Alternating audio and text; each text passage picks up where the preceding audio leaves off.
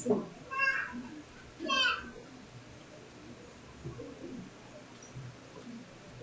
morning po. Morning. Morning po. Purihin ang Diyos at nandito muli tayo. At good morning sa mga espiritu na nasa mga upuan. Sabi kasi ng iba, kahit naman pastor, wala ako sa church. Ang aking espiritu ay kasama niya. Hindi mo namin kailangan ng espiritu, kundi kailangan namin dito ang inyong pong personal. Yan ang ating commitment sa Panginoon. Naibigay sa Kanya yung araw ng linggo o the Lord's Day. So muli po ay purihin ng Diyos dahil niloob niya na tayo magising kaninang umaga at magkaroon tayo ng pagkakataon na maibalik sa Kanya ang isang araw sa loob ng isang linggo at may pahayag ang pasasalamat sa lahat ng mga biyaya at pagpapala na ating pong tinanggap sa loob ng isang linggo ito. At bago tayo magtuloy, samahan niyo muna ako sa paghingi ng pangunguna ng ating po ang mga salaya. Let's pray muli, dakilang Ama. Marami pong salamat muli sa oportunidad na kami ay makapagpuri sa inyo at makapagbigay ng lugod sa inyo, Panginoon, pamamagitan ng aming pong paglaan ng oras para sa araw ng pananampahan at in gratitude sa mga mabubuting bagay na aming pong tinanggap. Kaya sa umaga pong ito, aming pong muling una, hiling sa inyo, ay pong paglilinis sa bawat isa sa amin at loobin ninyo na kami ay maging karapat-dapat muli na tumanggap ng mga pagpapala buhat sa inyo pong mga salita sa mga pamantayan na nais po ninyo amin pong magamit habang nasa pa kami sa mundo pong ito. Kaya nawa ay loobin ninyo, Panginoon, na maging patuloy na maging daluyan na mga pagpapalang ito ang inyong pong lingkod at kayo po ang mangusap sa amin at loobin nyo rin na ang bawat isa ay maging mapagpakumbaba sa inyong pong harapan. Lahat ng ito aming hiling at dalangin namin muli sa inyo. Salamat sa pangalan ng Diyos. Amen. Okay. So, ang ating pong pag-aaral ay nilagyan natin ng theme na Demons Confirm the Deity of Christ. Okay. So, sabihin, maging ang mga demonyo po ay mas madali nilang na-recognize. Kaya nga mayroong kasunod sa theme na why demons recognize Jesus immediately. Maraming mga individual na mas mahirap silang paliwanagan patungkol kay Jesus. Kasi mas madali pa para sa mga demonyo ang ma-recognize si Jesus. At yung talata po niya ay yung theme po niyan ay binuhat pa na kinuha natin buhat sa Mark chapter 5 verse 1 up to 19. Pasadahan na po natin ng mabilis dahil gusto natin makuha yung konteksto ng ating pong pag-aaral. So, sabi po diyan ay si Jesus at ang kanya pong mga alagad ay dumating sa kabilang ibayo sa lupain ng mga Gerasano. Pagkababa ni Jesus sa bangka, siya ay sinalubong ng isang lalaking sinasapian ng masamang espiritu. Ang lalaking ito ay nakatira sa mga libingan. Hindi na siya may gapos kahit kanikala pa ang gamitin. Bagamat madalas siyang gapusin ng kanikala sa kamay at paa ay nilalagot lamang niya ang mga ito. Wala nang makakapigil sa kanya. Araw-gabi nagsisigaw siya sa mga libingan at sa kabundukan at sinusugatan din niya ng matalas na bato ang kanyang sarili. Malayo pa ay nakaraonan nito si Jesus. Patakbo itong lumapit at lumuhod sa harapan niya. Sumigaw siya ng malakas, Jesus, anak ng kataas-taasang Diyos, anong pakay mo sa akin? Ipangako mo sa ngalan ng Diyos na hindi mo ako pahihirapan. Sinabi niya ito sapagkat iniutos ni Jesus, masamang espiritu, lumabas ka sa tao ito. Tinanong siya ni Jesus, anong pangalan mo? Batalyon, sapagkat marami kami, tugon niya. At nakiusap siya kay Jesus na huwag silang palayasin sa lugar na iyon. Samantala, sa libis ng bundok ay may malalaking tawan ng mga baboy na nagsisikain. Nagmakaawa kay Jesus ang masasamang espiritu. Papasukin mo na lang kami sa mga baboy. Pahintulutan niya pinahintulutan niya sila kaya lumabas nga sa lalaki ang masamang espiritu at pumasok sa mga baboy. Ang tao na may 2,000 ay nagtakbuhan sa gilid ng matarik na bangin hanggang sa mahulog ang mga ito sa lawa at nalulod. Tumakbo ang mga tagapag-alaga ng kawan ng baboy at ibinalita sa bayan at sa karatig puok ang mga pangyayari. Kaya ang mga tao ay nagpuntahan doon upang alamin ang nangyari. Paglapit nila kay Jesus, nakita nila ang lalaking dating sinasapian ng mga demonyo at nakaupo ito, nakadamit at matino na ang isip. At sila ay natakot. Isinalaysay sa kanila ng mga nakakita ang nangyayari sa dating sinasapian ng demonyo at sa mga baboy. Dahil dito, nakiusap ang mga tao kay Jesus na umalis siya sa kanilang lupain. Nang pasakay na si Jesus sa bangka, nakiusap ang dating sinasapian ng mga demonyo na siya ay isama niya. Ngunit hindi pumayag si Jesus. Sa halip ay sinabi niya sa lalaki, umuwi ka na at sabihin mo sa iyong mga kamag-anak ang lahat ng ginawa sa iyo ng Panginoon at kung paano siya nahabag sa iyo. Verse 18 to 9 hanggang 19. Okay, so, puri ng Diyos sa pagkabasa po ng kanyang mga salita. Kaya muli po, ang ating po theme ay Demons Confirm the Deity of Christ. Why demons recognize Jesus immediately? Kung kayo po ay madalas magbasa ng Biblia, manunotice po ninyo na sa tuwing mayroong na-encounter si Jesus sa mga demonyo, sa mga nabasa po ninyo, ay mayroong po mga nangyayaring hindi pangkaraniwan. Okay? Ang hindi pangkaraniwan yung response ng mga demonyo. At madalas, kapag ka na-encounter ng mga demons o mga taong sinasapian ng demonyo si Jesus, ay kaagad meron po silang immediate recognition kay Jesus. Nakikilala nila kaagad. Hindi na nila natanong na, o sino ka ba? Okay? Nung masilayan pa lang nila, sabi doon, malayo pa lang, nung makita nila si Jesus, ay na-recognize sa kaagad ito ng mga demonyo na ito ang anak ng kataas-taasan.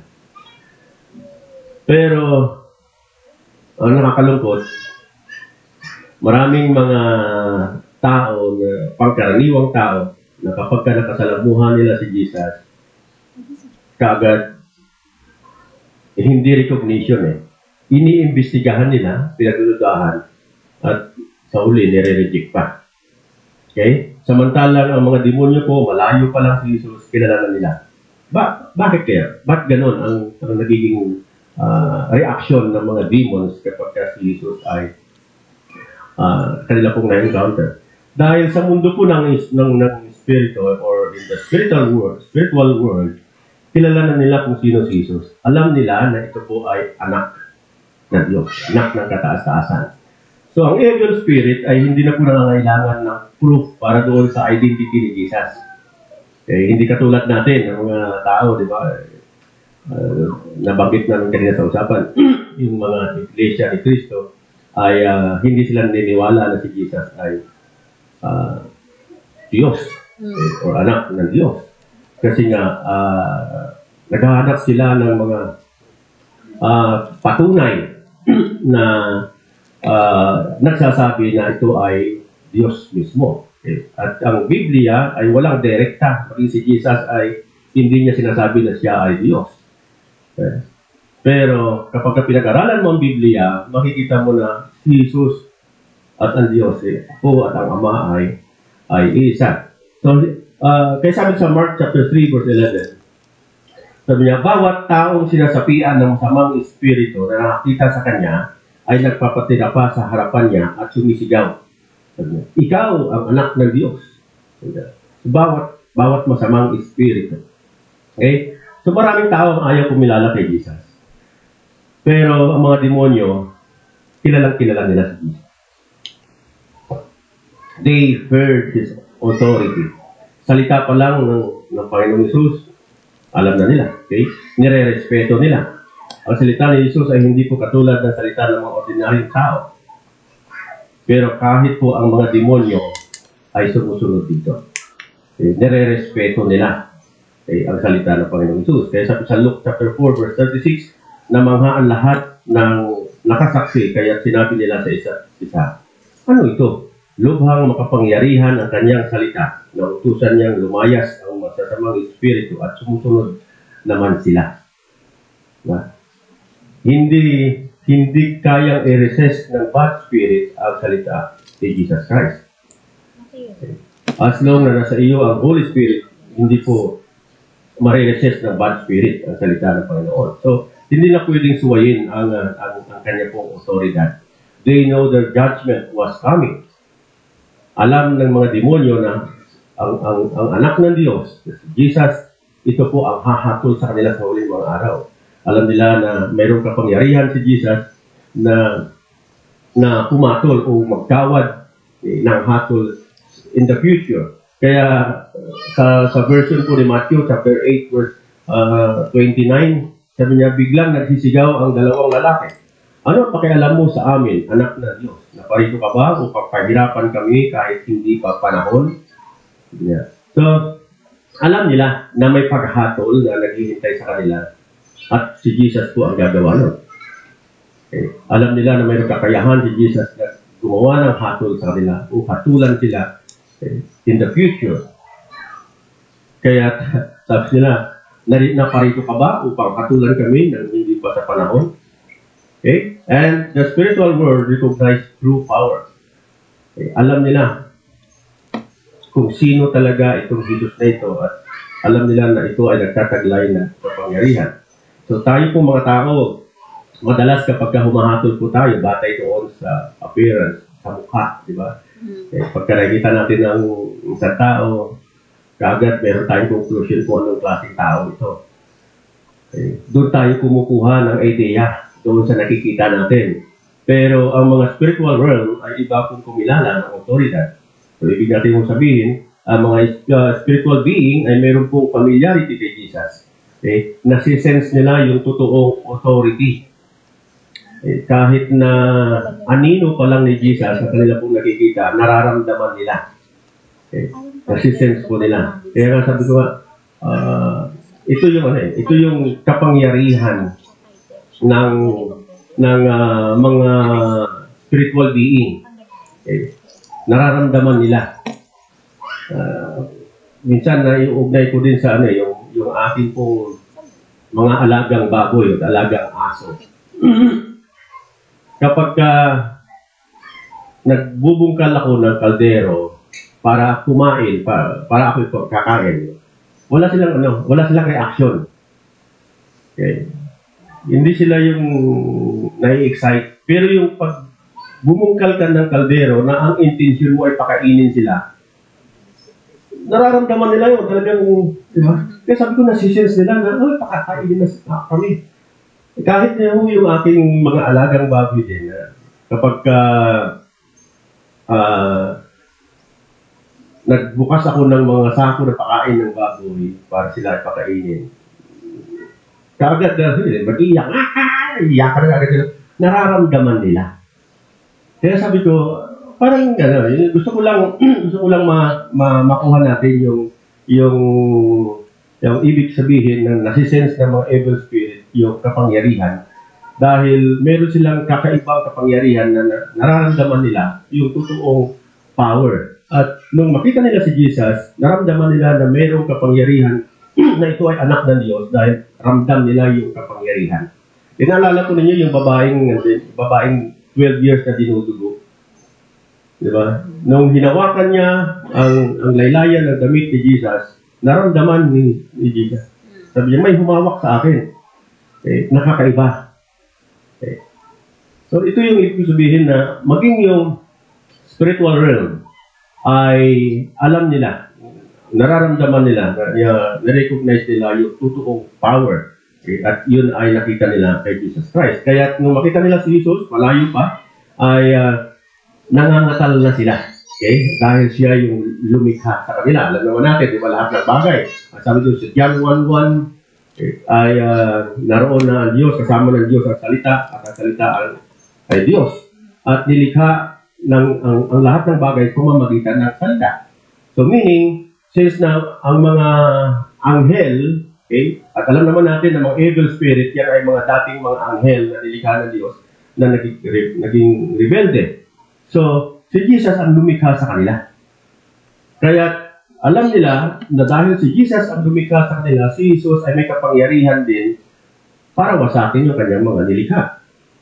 Kaya kung makita nila si Jesus, nangangatal po sila. Kaya sabi doon sa James chapter 2 verse 19, di ba? Madalas natin may quote po dito. Sabi dito ni Santiago, sumasampalataya ka na ang Diyos ay iisa, hindi ba? Sabi niya, mabuti yan. Ang mga demonyo man ay sumasampalataya rin at nanginginig pa.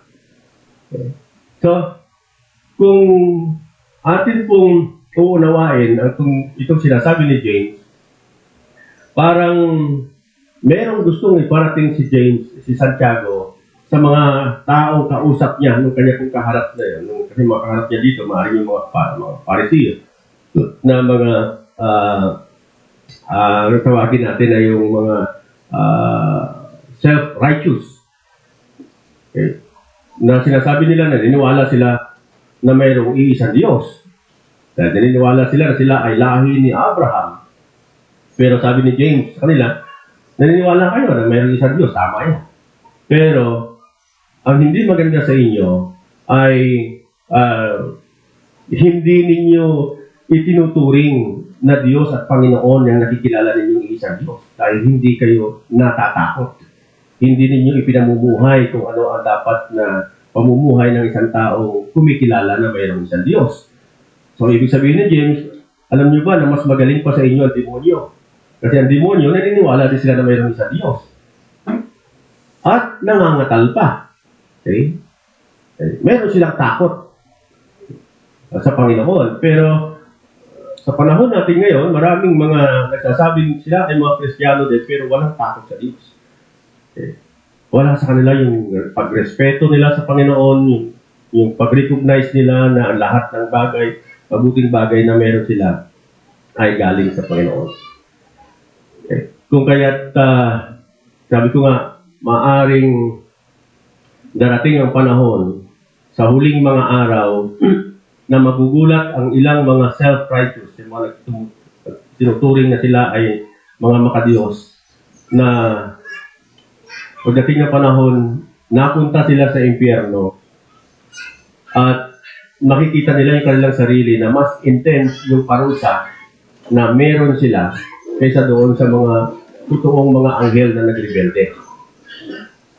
Kasi, naging self-righteous ka dito, kiniklaim mo dito na ikaw ay anak ka ng Diyos, pero wala kang takot sa Panginoon. Kaya sabi ko, mas magaling pa ang mga demonyo kasi nga, naniniwala silang mayroong isang Diyos, at meron silang takot sa Panginoon. So kaya, Jesus came to destroy the works of darkness. Naparito si Jesus, hindi para lamang tayo ay turuan, okay, ng mga values, so, ano, yung mga dapat natin magiging ugali o karakter natin o attitude natin habang nilito po tayo sa lupa. Kundi, maliban dyan, si Jesus po ay naparito upang gapiin ang kapangyarihan ng kasalanan at kadiliman. Sabi sa 1 John chapter 3 verse 8, sabi niya, ang nagpapatuloy sa pagkakasala ay tampon ng diablo. Sapagkat sa simula pa'y gumagawa na ng kasalanan ang diablo, kaya't naparito ang anak ng Diyos upang wasakin ang mga gawa ng diablo. Okay? Ulitin ko, sabi niya, ang nagpapatuloy sa pagkakasala ay tampon ng diablo. So meaning, kung tayo po ay diniklaim natin na tayo ay isang Kristiyano at nagpapatuloy tayo sa pagkakasala, nadaya tayo. Dinadaya mo lang yung iyong sarili. Kasi nga, ang pananatili sa kasalanan, yan ay pananatili doon sa dating umaalipin sa iyo. Kasi ang dating umaalipin sa atin ay ang kasalanan. At ang kasalanan ay bunsod yan ng paghahari sa iyo ng bad spirit. Kaya nililinaw dito ni Juan na kung kayo ay nagpapatuloy sa pagkakasala, ampun pa rin kayo ng diablo. Sapagkat sa simula pa'y gumagawa na ng kasalanan ng diablo. Kaya't naparito ang anak ng Diyos upang wasakin ang mga gawa ng diablo. Okay? Kaya sabi natin kanina, pumarito si Jesus, hindi lamang para tayo ituruan, okay, kung ano ang mga bagay na pang-spiritual, kundi kasabay noon ay naparito si Jesus para wasakin ang gawa ng Diablo. At sa paano paraan po niya mawasakin ang kasamaan? Yung gawa ng Diablo, sa pamamagitan din ba ng kasamaan? Diba? Kasi ang Biblia nagsasabi na kung kayo ay ginawan ng masama, daigin ninyo ang masama ng kabutihan. So, kabaliktaran ang itinuturo sa atin ni Jesus. Bagamat ang layunin niya, isa sa mga layunin niya kung bakit siya pumarito ay parang wasakin ang Diablo at ang gawa ng mga Diablo, pero hindi sa pamamagitan ng kung ano ang ginagawang pagwawasak ng Diablo sa buhay ng mga mananampalataya. Kundi ang strategy ni Jesus ay wasakin ang Diablo at ang gawa ng Diablo sa pamamagitan ng pag-ibig at paglaya sa kasalanan. Naalala ko po yung John chapter 8. Wala po dyan sa ating slide. Kung nabasa ko rin yung John chapter 8, yan po yung kwento ng isang babae, ni Magdalena. Ito yung Magdalena na nagbuhos ng pabango sa paa ni Jesus. Pinunasan ng kanyang buhok, pinugasan ng kanyang luha. Okay. Pero dito po sa John chapter 8, ito yung Magdalena na nahuli actual sa pangangalo niya. Okay. Sa salitang mabulo ay sabi ni Brother, pag narinig mo ang mabulo ay merong notion na papasok sa iyo salitang pukpok. Okay. So itong babae nito ay nahuli ng actual sa pangangalo niya. Ngayon, nalaman nila na si Jesus ay nangangaral sa isang dako. Dinala nila ang babae doon sa harapan ni Jesus. At tinanong si Jesus, itong babae nito ay nahuli namin sa pangangalo niya. Ano ang dapat gawin? Okay. So isa din sa purpose ng mga Pariseo na humuli doon sa babae ay upang hulihin si Jesus. Hanapan ng pagkakamali si Jesus upang siya ay hulihin. Dahil sa panahong yon, ang mga Hudyo ay nasa ilalim ng batas ng Roma. At ang batas ng Roma, kapag nahuling sa pangangalo niya, ang isang tao, lalaki o babae, ay paparusahan ng pitay. Sabalit sa mga Hudyo, ang parusa ay babatuhin. Ay papatayin pamamagitan ng bato. So either, kung alin doon maging desisyon ni Jesus, magkakaroon ng conflict. Kaya, sinabi ni Jesus, sabi niya, habang dinala nila ang babae sa harapan ni Jesus, pinipilit nilang magdesisyon ang Panginoong Hesus. So, ano ang desisyon mo ngayon? Anong parusa ipapataw natin yan? Kasi nahuli namin siya na actual nangangalaw niya siya. Anong ginawa ni Jesus? Yumuko siya, nagsulat sa lupa pamamagitan ng kanyang daliri. Okay. At hanggang ngayon, mga kapatid, walang sino mang theologian ang nagbigay ng ideya kung ano ang sinulat ni Jesus. Wala akong naitala. So, pagkatapos niya magsulat sa lupa, sinabi niya sa mga taga-usip ng babae, kung sino man sa inyo ang walang kasalanan, ang siyang unang bumato. Okay. At ang sabi doon, nung sinabi yun ni Jesus, ay isa-isa silang umalis mula sa pinakamatanda hanggang sa pinakabata. Ngayon, ang tanong ko po, ano sa tingin niyo ang nasa isip ng mga taong ito kung bakit isa-isa silang umalis?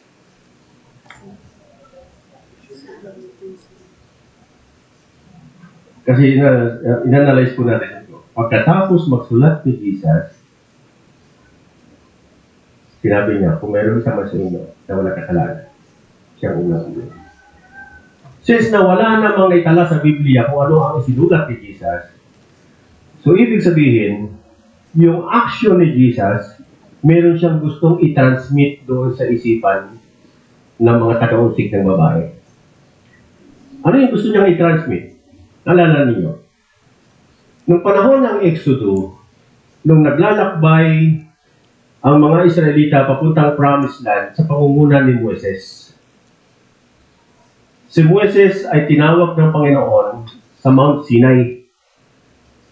40 days and 40 nights si Moises doon. At doon, ibinigay ng Panginoon kay Moises yung tablet, yung tipak ng bato na kung saan doon isinulat ng Panginoon yung 10 utos. Sinulat niya sa pamamagitan ng kanyang daliri. So, ibig sabihin, nung nagsulat si Jesus sa lupa, itinransmit niya sa isipan ng mga taong ito yung 10 utos na Diyos. Ngayon, nung pumasok sa isipan nila yung 10 utos, alam nila na walang taong nakasunod ng 10 utos. Walang taong nakakumplis nun. Lahat ng tao bagsak sa 10 utos. Wala akong nakasunod yun. So kung walang nakasunod sa kanila, sinabi ni Jesus sa kanila, kung sino man sa inyo walang kasalanan, siyang unang bumato. Eh, since na-transmit sa kanila 10 utos na ko, ay sablay ako. Nagkasala ako. Hindi ako pwede dyan. Diba? Sabi ng isa, ako ganun din ako lahat. Isa ko ulit. Ngayon, nung sila yung umalis, sila ni Jesus, nalingan niya yung babae. May bumato ba sa'yo? Sabi ng babae, wala po. Sabi ni Jesus, ako man, hindi rin kita mapato. Hindi rin kita mahatulan. Sa salitang yon ay mayroon din mas malalim.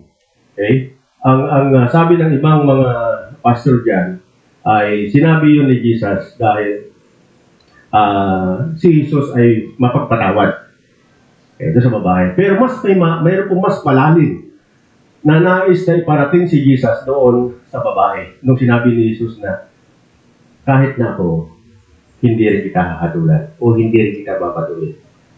Ano nais iparating ni Jesus sa babae? Gustong sabihin ng Panginoon Jesus sa babae na, alam mo ba, na mayroong kaisa-isa rito na hindi nagkasala, na mayroong karapatang bumato sa iyo. Ako yun. Ang anak ng Diyos, na kailanman ay hindi nagkasala. Pero sabi ni Jesus, hindi ko gagawin sa iyo. Dahil na parito upang ipadama sa inyo pagmamahal, ialay ang aking buhay para sa inyong kaligtasan. Okay. Sa ganitong paraan, sinabi ni Jesus sa kanya, humayo ka at huwag na muling magkasala. Sa ganitong paraan ay nadadaig ni Jesus ang gawa ng diablo. Nawawasak ng Panginoong Hesus ang mga diablo at ang gawa ng diablo. Okay? So,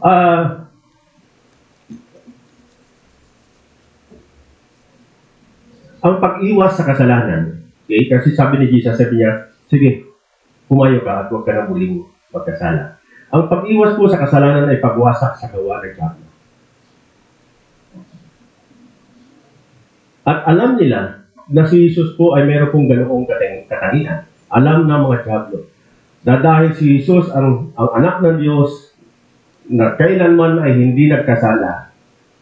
Kaya para sa kanila, pag nakita nila si Jesus, alam nila na ito ay nagniningning. Sa kanilang paningin ito ay nagniningning. Wala itong kasalanan. So meron itong kapangyarihan upang wasakin sila. At wasakin ang kanilang mga gawa. Kaya ang bilin ni Jesus sa babae, humayo ka at huwag na muling magkasala. Kasi kapag ka ang isang tunay na Kristiyano ay umiiwas siya sa kasalanan, ibig sabihin, nakikipagpuno ang Kristiyanong ito sa kaaway to the point na mawasak niya ang gawa ng kaaway at maging yung personality ng kaaway. So yan po ang dahilan kung bakit gano'n na lamang kung mag-react ang mga demonyo nung makita nila si Jesus. Dahil alam nila na ito'y Jesus, na anak ng Diyos na kailanman ay hindi nagkasala. So nung makita ng mga demonyo si Jesus, nakilala nila agad. At samantalang marami pong mga tao tumatangging kilalanin kung sino si Jesus. Okay? Pagdating po sa mundo ng Espiritu ay kinikilala ng mga evil spirit ang otoridad ni Jesus. Kaya ang tanong natin ngayon, tayo ba? Kinikilala ba natin yung authority ni Jesus? Kung naniniwala kang higit na may kapangyarihan si Jesus upang wasakin ang gawa ng diablo, wasakin ang gawa ng kadiliman, dapat ay alam mo rin na may kapangyarihan din si Jesus na baguhin ang buhay mo natin. Ituwid tayo at palayain sa gapos na kasalanan. At yan po ay pamamagitan ng pag-alam ng mga katotohanan. Okay? Kung nais natin makalaya sa gapos ng kaaway, sa gapos ng kasalanan, ang tanging paraan ay kilalanin si Jesus. Alamin ang katotohanan sapagkat nasa katotohanan po ang paglaya. Hindi sa ano pa mang pagpipiyansa, di ba? Kung tayo ay nakulong sa kulungan, kailangan natin yung piyansa. Pero sa pagdating sa spiritual world, pagdating sa kaparusahan ng ating pong kasalanan, ang ating pong paglaya ay sa pag-alam ng katotohanan. Kaya sabi doon sa John 8 verse 31 to 32, sinabi naman ni Jesus sa mga Hudyong naniniwala sa Kanya, kung tinutupad ninyo ang aking aral, kayo ay tunay na mga alagad ko. Yung salita ng Panginoon. Nakikilala ninyo ang katotohanan at ang katotohanan ang magpapalaya sa inyo. Ang tugon po dyan ng mga Hudyo, sabi niya, bakit? Kailan ba kami nakulong? Malaya kami, mga anak kami ni Abraham. Walang umaalipin sa amin. Pero ang nais iparating dito ni Jesus na maraming mga individual na pagamat alam nila na mayroong isang Diyos, pero nakakulong pa rin sa maling paniniwala. Maling salvation. Okay? Diba? Ang mga Hudyo, naniniwala sila na maliligtas sila dahil sa kanila pong pagiging anak ni Abraham or sa paggawa ng mabuti. Pero ang Biblia ay nagsasabi na ang kaligtasan ay kaloob ng Diyos. Hindi ito bukas sa ating po mga mabuting gawa. Okay? At ang pag-alam po ng katotohanan ay ang pagkilala kay Jesus Christ. Sapagkat ang katotohanan nakukuha natin po mamagitan ng salita. Kaya sino ba ang salita? Si Jesus din mismo. Kaya sabi niya sapagkat ang salita ay nagkatawang tao. So, mismo si Jesus Christ ang salita. Siya ang anak ng Diyos. At ang salita ng Diyos, ito yung means ng pagliligtas ng Panginoon. Ito yung madalas na babanggit ko dito sa pulpito kung ito yung John 14:6. Diba? Ako lamang ang daan ng katotohanan ng buhay. Walang paparoon sa Ama kundi sa pamamagitan ko. Okay.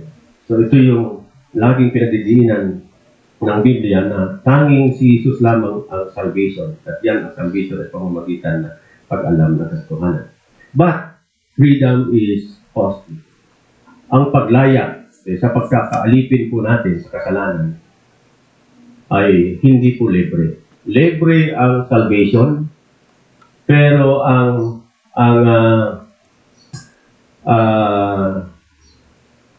kakalimutan ko yung term ng paglilinis na justification, sanctification.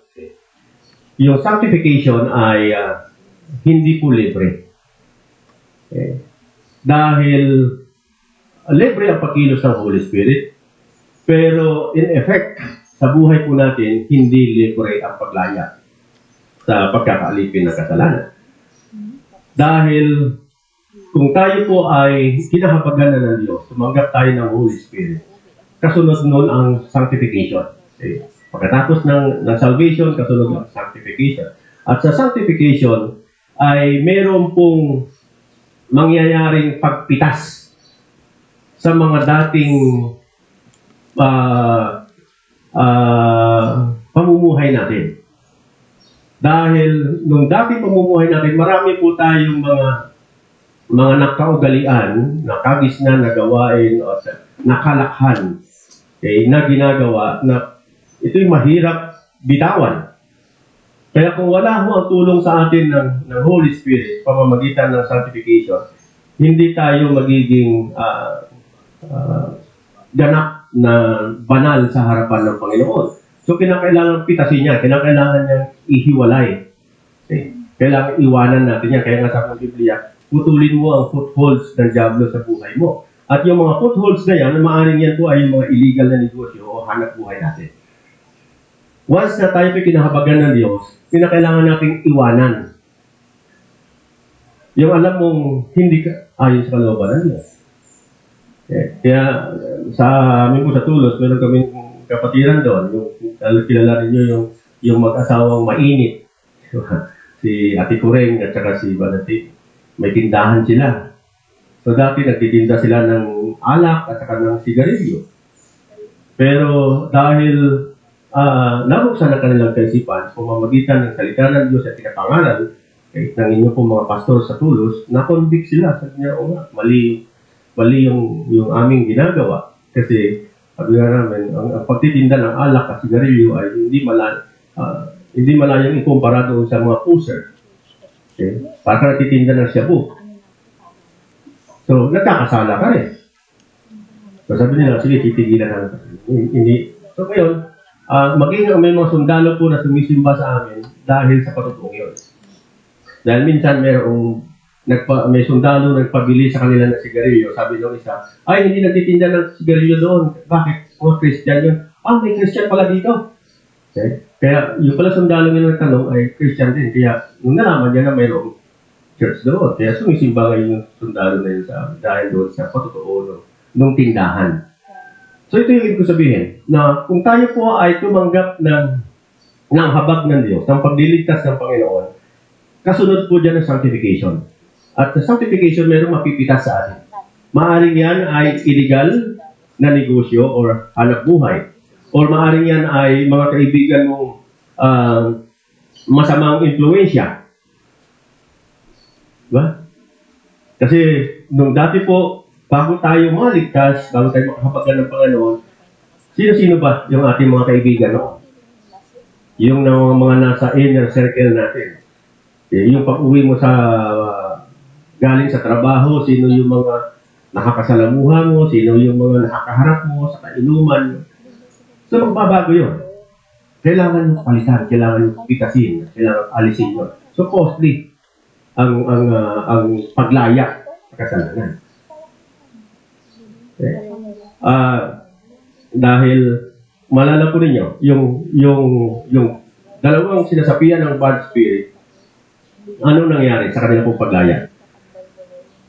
Noong pinalayas ng Panginoong Hesus ang mga demonyo doon sa dalawang tao, ay sabi niya doon sa verse ni Matthew 8 verse 31, nakiusap sa kanya ang mga demonyo, kung palalayasin mo kami, hayaan mo pumasok kami sa mga baboy na yon. At alam ba niyo kung ilang baboy? Sabi nyo, nabasa natin kanina, 2,000 baboy. So imagine mo, sa 2 tao, 2,000 pala espiritu, bad spirit ang nagdoon. Kaya sabi nila, tinanong ni Jesus, ano pangalan mo?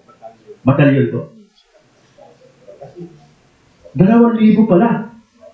At yung 2,000 na yon, pumasok doon sa 2,000 baboy din. Imagine mo, kaya sabi ko nga, ng akin pong ginagawa ito. Sabi ko, okay. Kung biik pa lang yon, ang biik sa amin ay 7,000 ang isa. Eh, times 2,000. Yun na yung mga malalaki na. Okay? Ang malalaki, yung mga fattener sa amin ay nasa 17,000 to 20,000 ang isa. O times, kaya sabi ko, costly talagang mahal ang paglaya. Ang paglaya sa pagkaalipin ng kasalanan ay napakamahal. Kaya, huwag nating isipin na since na tayo ay tumanggap ng habag ng Panginoon, okay na. Maghanda tayo lalo. Kaya po mayroon po mga nababasa ako sa Facebook, sabi niya, Lord, ba't ganito kung kailan naman ako sumunod sa inyo, lalo yata naghirap ang buhay ko. Di ba? Kasi nasa sanctification stage tayo. Maraming mga bagay na pipitasin ng Diyos sa atin na dati na yan ay mga source of income natin. So dito pumapasok yung ating pong pananampalataya. Okay? Na naging willing tayo sa Lord. Kung ano yung gusto nyo pitasin sa atin, pitasin nyo. Tulungan lamang ninyo ako na harapin ang lahat. Kasi hindi po pwede na hindi po natin harapin ito. Hindi po pwede tumanggap tayo ng salvation na hindi tayo dadaan sa sanctification. Kaya napakamahal. Okay? Ano pa? Ang maaaring pitasin sa atin, yung mga material na bagay na mga nagdudulot sa atin ng ego. Diba? Kasi nung tayo ay wala pa sa Panginoon, ang ating pong mga ipinagmamalaki yung ating mga kayamanan. Kung anong meron tayo. Sasakyan, magandang bahay, mataas na pinag-aralan. Pero, ano nakakalungkot? Yung mga kayamanang yan ay hindi nagagamit, since na wala pa sa Panginoon, hindi mo nagagamit ng tama o na ayon sa kalooban ng Diyos. So, nakakaroon ng mismanagement sa kayamanan. Kaya nga, alam po ba ninyo na may babala sa Santiago sa chapter 5, verse 3? Ano sabi niya sa James chapter 5, verse 3?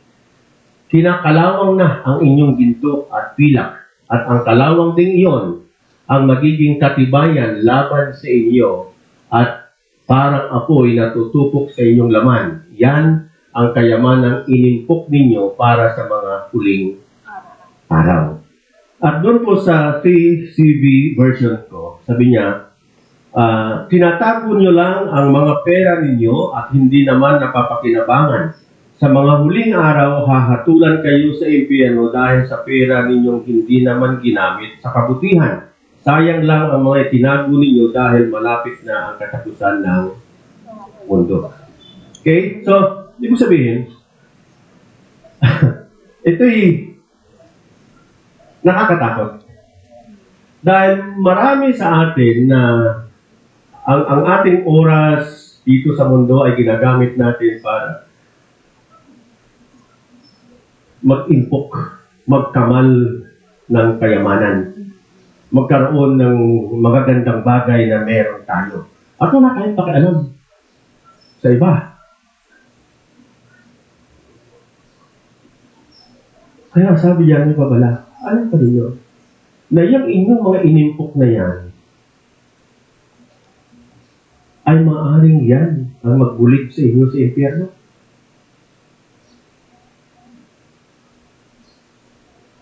Alala ko tuloy, yung Luke chapter 12, verse 20 to 21, yung kwento dyan ng the rich man, di ba? Yung mayaman. Sabi niya, ay, anihan na naman. Ha? Aanin na naman ako. Puno pa yung aking kamalig. Anong gagawin ko? Sabi ng mayaman, papag-iba ko yung kamalig ko, palalakihan ko, at yung mga naani ko ay tungkol iba. At pagkatapos, wala akong gagawin. Magsasaya na lang ako. Kakain, iinom. Sasaya na lang ako. Pero sagot sa kanya, sa verse 21, sabi ng Panginoon, hangal, sa gabing ito, babawian ka ng buhay. Saan mapupunta ang mga inimpok mo? So, ibig sabihin, ang Panginoon, kung tayo man ay nag-iimpok ng mga pagpapala, ng mga kayamanan sa mundo po ito, hindi dapat yung motivasyon natin ay para lamang sa katugunan ng ating pangangailangan. Kundi dapat ay naroon din po yung ating motive na para tayo ay makatulong din sa iba. Okay? Dahil ang mga pagpapala po material ay pinagkakaloob ng Diyos, hindi lamang para sa sarili po natin pangangailangan, kundi upang tulungan din ang iba. Sabi sa 2 Corinthians chapter 9, verse 11, sabi niya, pasasaganain niya kayo sa lahat ng bagay upang mas marami ang inyong matulungan. Yeah. Sa gayon, lalong darami ang magpapasalamat sa Diyos dahil sa inyong tulong na dadalhin namin sa kanila. Ulitin ko, pasasaganain niya kayo sa lahat ng bagay upang mas marami ang inyong matulungan. So, ang provision ng Panginoon ay laging nandyan. Okay? Kaya nga sabi sa Pilipos dyan, sabi niya, mula sa kayamanan ng Diyos na hindi na uubos. So, nariyan lagi, nakahanda ang provision ng Panginoon. Pero, yan po ay nakalaan doon sa mga taong meron pong motibo na tumulong sa iba. Kaya yung pagpapala, dumadaloy doon sa mga tao ang nais ay matulungan sa iba. So, ibig sabihin, kung ang layunin mo ay makatulong ka doon sa pangangailangan ng iba, so yung mga taong nais ng Diyos na tulungan mo at naging willing kang tumulong sa kanila, yung pagpapala ay dadaloy sa iyo. Actually, ito rin po, sikreto ng negosyo.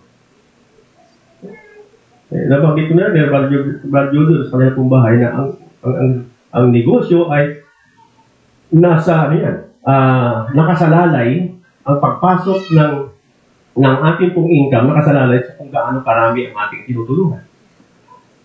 Habang nakakatugon tayo sa pangangailangan ng iba, hindi mo napapansin, pumapasok din ang biyaya.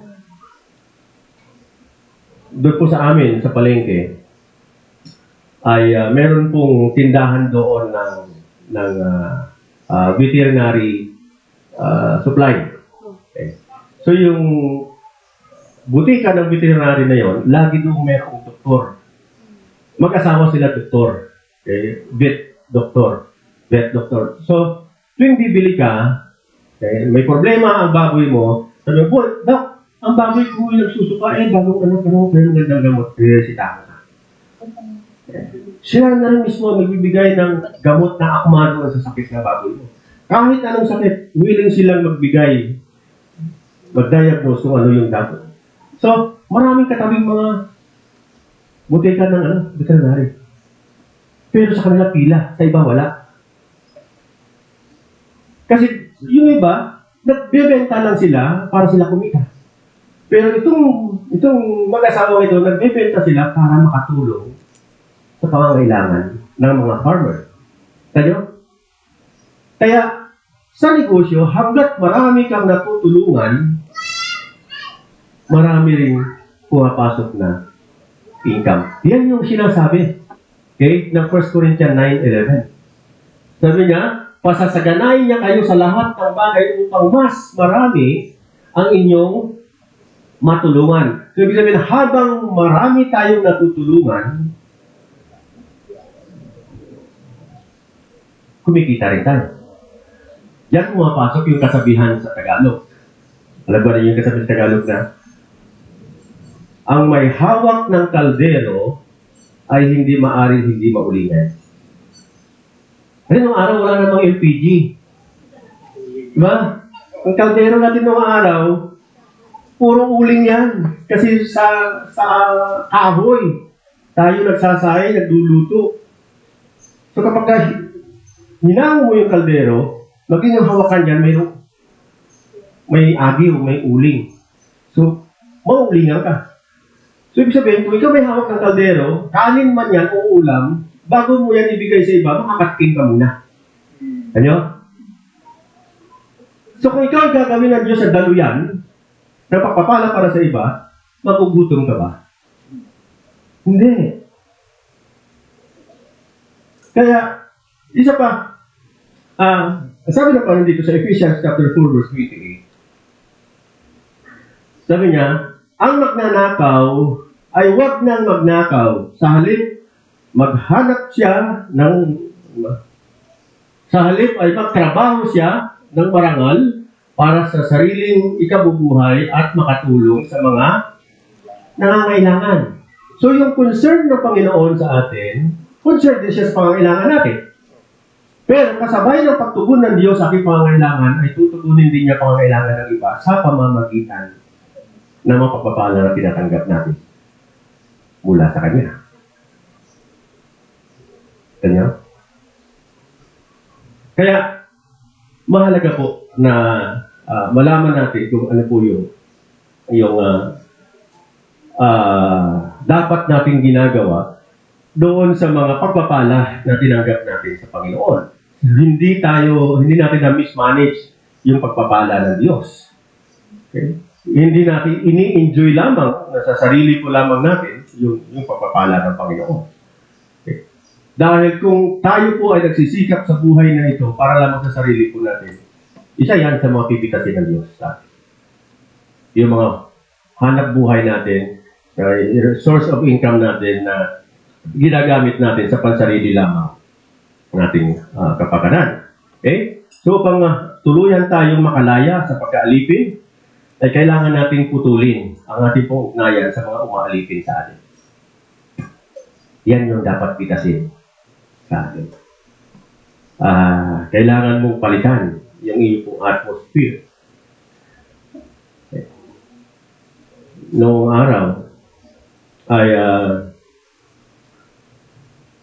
may narinig ko akong kasabihan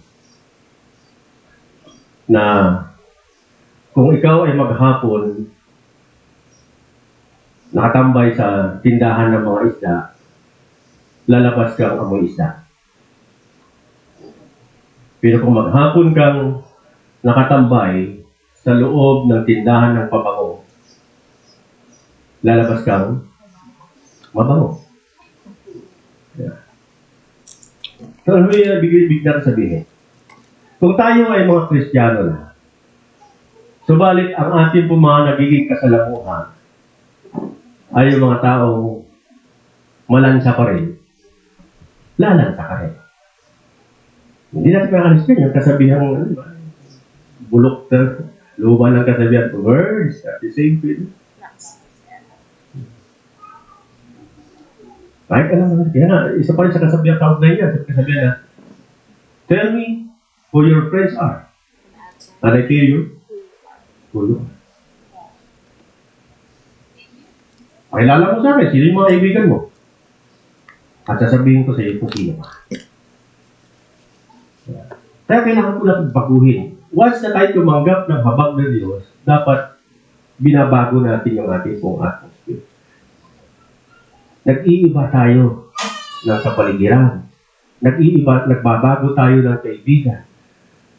Mayroon dyan na mga aalis, bibikas sa iyo, uusigin ka. Pero dapat maging willing tayo bumitaw sa kanila. Diyan ka na, kakanta ngayon na is good na. So, kailangan mo palitan ang iyong pong atmosphere. Okay? Ang dalawa pong mamang sinasapian ng mga demonyo ay nagbago po ang kanilang buhay dahil nakatagpo nila si Jesus. Diba? Nadaanan sila ng Jesus, nakatagpo nila ang Jesus. Doon nagbago ang buhay nila. At ang sino mang nagtapuan ni Jesus ay nagbabago yung desire at priority nila sa buhay. Okay. So, hindi po pwede na Kristiyano ka na at madalas mukhang bibig mo pa ay born again na ako. Pero yung mga kasama mo sa buhay, yun pa rin. Yung mga priorities mo, yun pa rin. Yung mga gusto mo, mga desire mo sa buhay, yun pa rin. Naglulukuhan lang tayo. Yeah. So, ang tama, kung ikaw ay kinahabagan na ng Diyos, dapat wino-work out mo yung salvation. Nagre-reflect yung salvation sa pamumuhay po natin.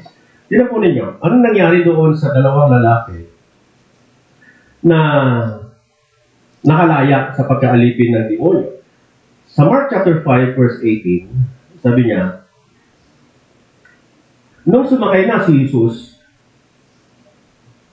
sa bangka, ay nakiusap ang dating sinasapian ng mga demonyo na siya isama niya.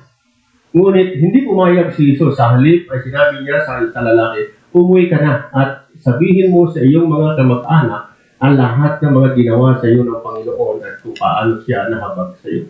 So umalis ang lalaki at namalika sa buong Decapolis ang ginawa sa kanya ni Jesus. At masama at namangha ang lahat. Okay? So, diyan po nakikita po natin na nung makalaya ito pong dalawang lalaking ito sa pagkaalipin po ng demonyo ay ano yung naging desire nila? Sabi nila, Lord, hindi na namin gusto dito. Dati ang gustong-gusto namin manirahan dito sa mga nicho. Okay? At umakyat doon sa bundok at maghihiyaw ng kung ano-ano. Pero ngayon, gusto na namin sumama sa inyo. Given po yun.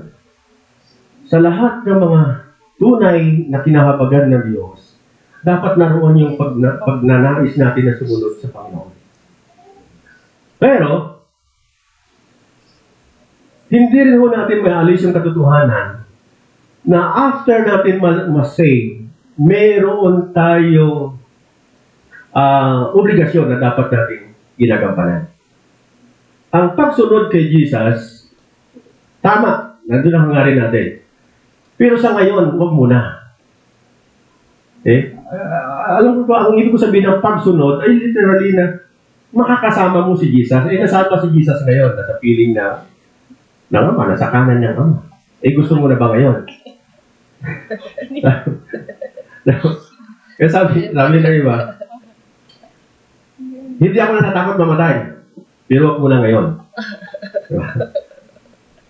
Kaya, nung sinabi itong dalawa, sabi, Lord, gusto ko na sumama sa inyo. Sabi ni Jesus, huwag muna. Huwag muna. Ang pagpili ko sa inyo at pagliligtas ko sa inyo, may purpose yan. Okay. Hindi lang basta kayo ay gusto kong maligtas, kundi kayo ay tumatayo ngayon bilang panganay na aking iniligtas. So bilang panganay, meron kayo tungkulin. Ano sabi ni Jesus? Kasunod. Sabi niya, kahit itong gawin mo, umuwi ka sa inyo.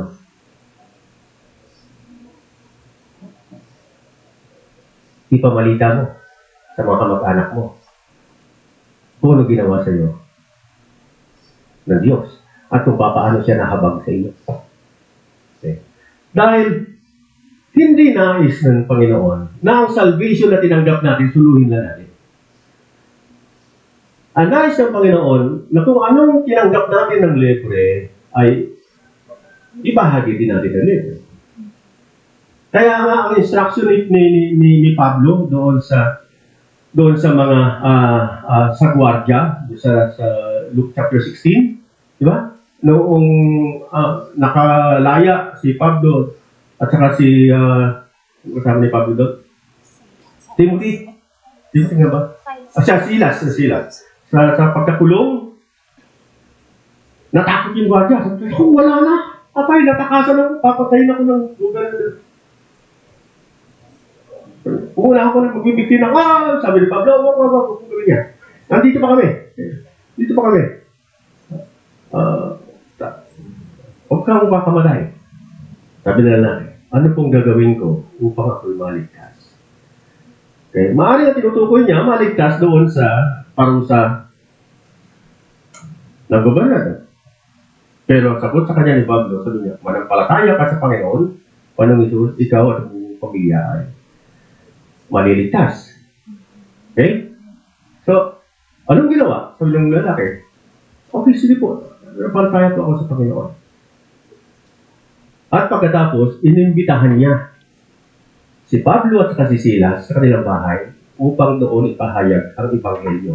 At doon nangyari yung sinabi ni Pablo na ikaw at ang buong pamilya ay maliligtas. So kung wala man sa kakayanan na ipahayag ang Ebanghelyo, ito yung madalas kong sabihin, hindi nyo kayang dalhin ang inyong pamilya sa church, ang church ang dalhin ninyo sa inyong bahay.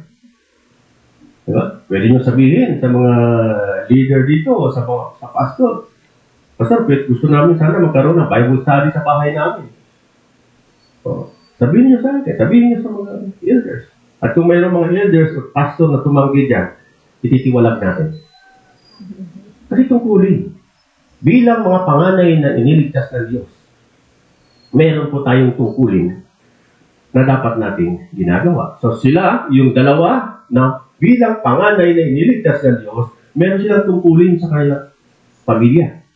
Sabi niya, ang mandato, una, ipahayag mo sa iyong pamilya. At sa mga tao, mga salamuhan, kung ano ginawa ng Diyos sa iyo. Okay? So may tungkulin tayo, mga kapatid. Hindi po basta lamang dole out ang binigay ng Diyos sa ating salvation. Meron tayong tungkulin bilang panganay. At alam niyo ba, na si Adan, bagamat hindi siya ang natukso, at si Eva, ang natukso ayon doon sa sinabi doon sa 1 Timothy chapter 2 verse 14. Hindi naman si Adan ang natukso kundi si Eva. Pero alam niyo ba na ang kasalanan ay itinarge kay Adan, hindi kay Eva? Dahil kanino ba ibinigay ang instruction? Kanino binigay ng Diyos ang instruction na wag mong kakainin ang bunga ng puno na sa gitna nito, ni hawakan man. Pag ginawa mo yan, mamamatay ka. Hindi kay Eva binigay ang instruction na yun. Kay Adan ibinigay yun. Pero, pag binasa ko ninyo yung Genesis chapter 3, kung paano nakikipag-usap ang ahas kay Eva, may imagine mo na si Adan na doon katabilang ni Eva. Dahil, sabi doon, kumuha din na, kumbinsi si Eva, kumitas siya ng isa, kinain, kumilas sa isa, inabot sa asawa. Ibig sabihin, katabilang ni Eva, si Adan. Pero, hindi niya sinansala. Kasi maaari ka sa isip niya, gusto niya bigyan ng kasiyahan ng asawa. Pero yung paghangat niya na mabigyan ng kasiyahan ng asawa, to the point na suwayin niya ang Diyos. Okay? So hindi mo niya sinabi kay Eva na, uy, huwag mong kainin niya. Pero dapat sinabi niya, kasi sa kanya binigay yung instruction niya. So ibig sabihin, hindi niya ginampanan yung kanyang pagiging panganay.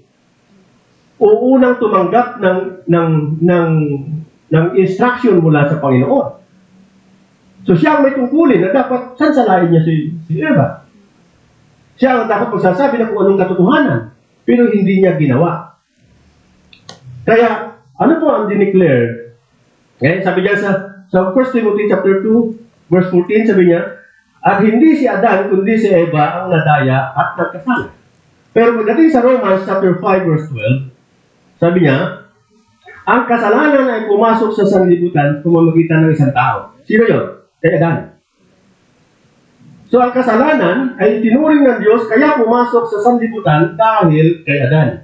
Bakit kay Adan? Kasi siya binigyan ng instruction, hindi siya gumawa ng hakbang para sabihin doon sa kanyang partner na bawal yan. Okay? Sabi niya, at ang kamatayan ay pumasok sa pamamagitan ng kasalanan. Dahil dito, lumaganap ang kamatayan sa lahat ng tao dahil ang lahat ay nagkasala. Nasa sanlibutan na ang kasalanan, bakit ibigay ang kautusan? Ngunit kung walang kautusan, ang kasalanan ay hindi tinuring na kasalanan. Kaya man, naghari pa rin ang kamatayan mula kay Adan hanggang kay Moises. Okay? Pati sa mga taong hindi nagkasala. So, ano ang gusto natin makita? Na ang ating pong kalayaan ay hindi para gawin lamang kung ano yung ang gusto natin. Kundi dapat malaya tayong gawin kung ano yung kalooban ng Diyos. So bilang mga naunang nakakilala sa Panginoon or katulad ni Adan, dapat ginagampanan natin yung ating pong papel. Sino po ang tinutukoy ko? Tayo mga manampalataya ngayon na maaari meron tayong kasama sa bahay na hindi pa mananampalataya. Maaari ikaw ay bunsong anak. Pero ikaw yung unang nanampalataya, unang nakakilala sa Panginoon. Meron kang tungkulin sa mga magulang mo, sa mga ate sa kuya mo na dapat maging hayak ang pagka-Kristiyano mo sa kanila to the point na makahawa ka sa kanila. Sino pa? Yung mga asawa. Babae man, asawang lalaki, asawang babae. Mayroon tayong tungkulin na dapat ay naging kapahayagan tayo kung ano yung kalooban ng Diyos. Hindi tayo dapat naging pipi at bulag sa mga taong nakapaligid sa atin. Ito yung utos. Nakalaya ka na. Please. palayain sila ng iba. Dahil nais ng Diyos na makalaya sila sa pamamagitan mo. Dahil ang salvation, ang means na salvation ay ang Ebanghelyo. At ang Ebanghelyo ay maaaring dalhin nino man kung makikilala niya ang katotohanan. Okay? So sa ating pong conclusion, kilala mo ba si Jesus? Kilala ba talaga natin? Kung kilala natin, meron tayong tungkulin. May pakilala din si Jesus sa iba. Nakalaya ka na ba sa kasalanan? Sana maging instrumento din tayo para makalaya din naman ang iba. So, at isa pa tanong, paano po natin hinaharap o ginagapi ang kasamahan? Dahil isa yan sa purpose si Jesus. Kung bakit siya naparito. Kanina, hindi lamang para turuan tayo, kundi isa sa layunin ni Jesus upang gapiin ang gawa ng diablo at ang gawa ng kadiliman. Pero sa paano paraan? Pagkikibagay ba sa kanila? O sa pagsunod sa kalooban ng Diyos? Sa pag-iwas sa kasalanan? At pagiging asin at ilaw ng sanlibutan. Diyan po natin mapawasak ang gawa ng tao. Okay? Sa pantalo, alam mo bang may tungkulin ka matapos mong tanggapin ang kapag ng Diyos. Huwag ko tayong mapahirati na tayo lang naligtas. Kasi baka isa yan sa magiging ground para hindi mo marinig o mapakinggan ang salitang ibinigay ng Diyos kay David. Na pag nakaharap natin ng Panginoon, maririnig kaya sa natin, sa bibig mula sa Panginoon, good and faithful servant. Kung hindi naman natin nagagawa yung ating tungkulin bilang isang ligtas. Mga kapatid, kung tayo po lang paglingkuran na ni Jesus, kailangan din natin maglingkod sa iba. Huwag po natin ubusin ang ating panahon sa mga bagay na pawang lumilipas. Dahil ang sukatan ng ating pong effectiveness. Okay? Kasi, di ba, sa larangan ng mundo, ang basihan ng mundo para masabi nilang naging matagumpay ka at naging effective ka sa buhay kung marami kang kayamanan, marami kang katulong, marami kang ari-arian. Yung effective sa akin. Success ka. Pero in the spiritual realm, effectiveness and success